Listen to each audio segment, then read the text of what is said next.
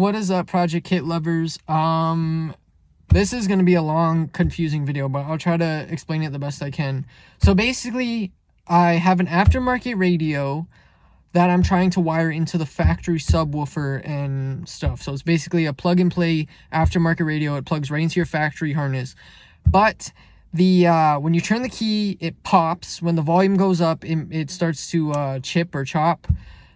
So basically I have a problem because number one problem why it pops is because the aftermarket head unit is putting out 12 volts.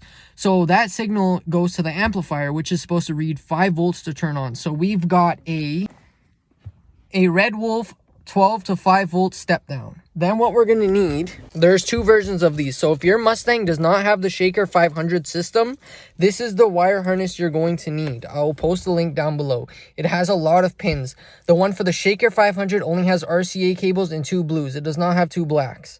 Okay, so this is the one you're going to need for 05 to 08 Mustang V6 without the Shaker 500 system. It will bump louder than the Shaker 1000 system, trust me. So let's go ahead and install this.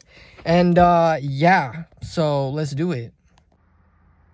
Alrighty, so I got the wires unplugged. There is going to be a wire harness up here as well you have to unplug for your hazards and traction control. When you're done that, this should pretty much just... Oh shit. There's a little bit of a problem here because that's not supposed to be under that thing. Shit. Okay, I might have to take this off, so we'll be right back. Okay, I went ahead and popped out my center console, so now this should be able to just come right out of here. I don't know why it's giving me a tough time because everything is unplugged. There we go. Some brute force. But here are the two connectors that I was trying to pop off earlier, but I had to do it off cam.